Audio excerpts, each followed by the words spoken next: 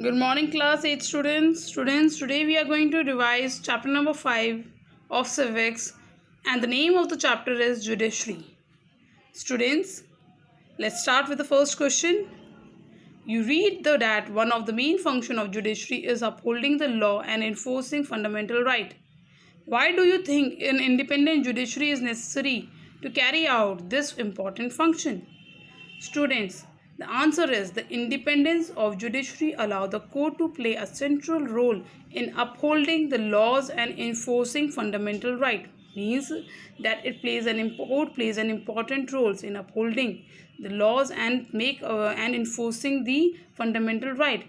It ensures that there is no misuse of the powers by the legislatures and the executives, and the court makes sure that the powers which is given to legislatures and the executives should not be misused. Anyone can approach the court if they believe that their right has been violated, and politicians or other social powerful people cannot use their power to change any judgment. The political power or any other person from the society, powerful person, cannot misuse can use their power to change any judgment. So that's why court plays an important role. That's why court is an independent body. Question number 2. Reread the list of fundamental rights provided in chapter 1. How do you think the fundamental right to constitutional remedies connect to the ideas of judicial review? Student, the answer is the right of constitutional remedies allow an Indian citizen to move to the court. Any Indian citizen can move to the court if he feels that any of his or her fundamental rights has been violated. If any citizens feel that their fundamental right has been violated, they can move to the court. As the final interpreter of the Constitution, the judiciary has a power to review or even strike down any particular law.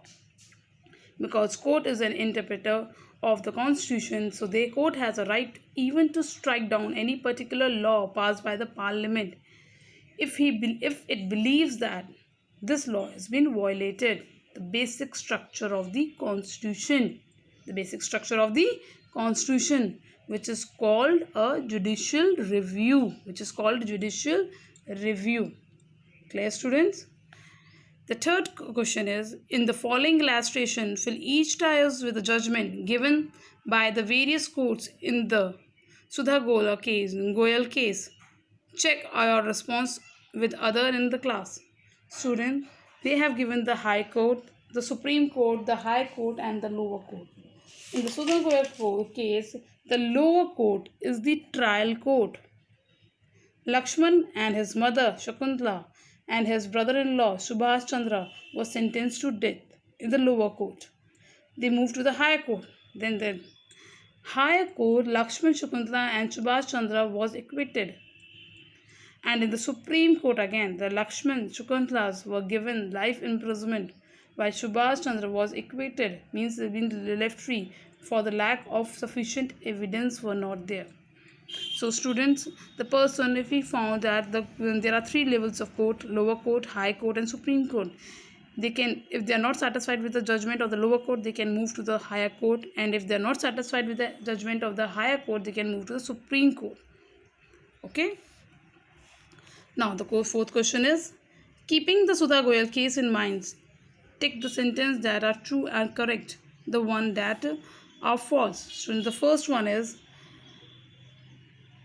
the accused took the case in the High Court because they were unhappy with the decisions of the trial court. This statement is true.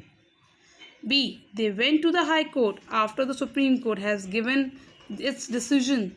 This statement is false because they went to the High Court after the trial had been given its decision. C. If they do not like the Supreme Court verdict, the accused can go back again to the trial court.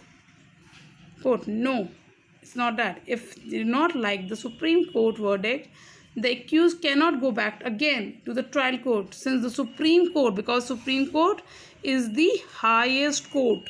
Supreme Court is the highest court and it's the final judgment. Fifth, question number 5. Why do you think the introduction of public interest litigation (PIL) in 1980s is a significant step in ensuring access to public justice for all? Access to justice for all.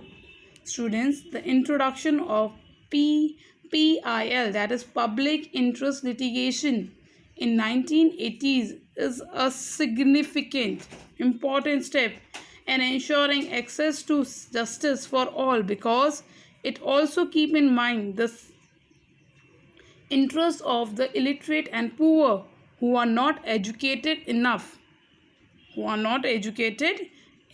or cannot afford to access the Indian legal system for justice against exploitation or violation